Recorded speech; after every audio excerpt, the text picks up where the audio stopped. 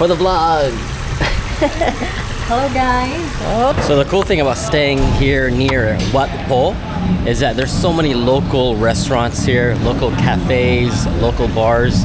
So you don't see like a lot of like American restaurants here, which I kind of like because you feel like you're a local, and it's just so convenient. Everything's like so close together.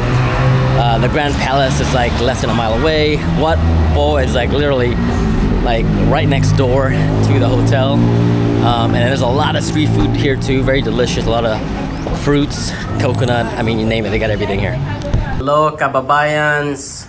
So right now we are in Bangkok, Thailand, and I got really lucky with this room because I was trying to book this specific room about a couple months ago and it was completely booked out, and when I got here they actually had someone cancel and then they upgraded me to this room. So it's a beautiful room.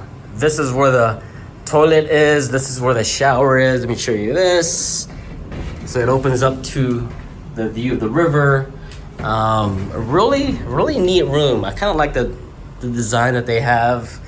I mean, I can relax here for days. So I'm gonna be here for about 4 to 5 days. But this is what I really want to show you guys. Check this out. So it opens up to the view of the river. Look at that view, guys. Check that out. And I think they only have like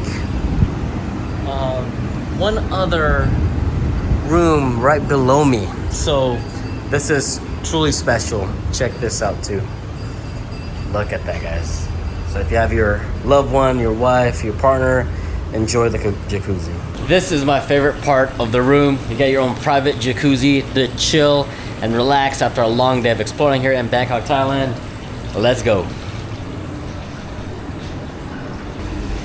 Woo-hoo-hoo.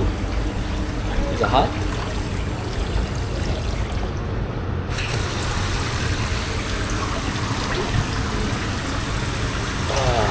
It's a little chilly.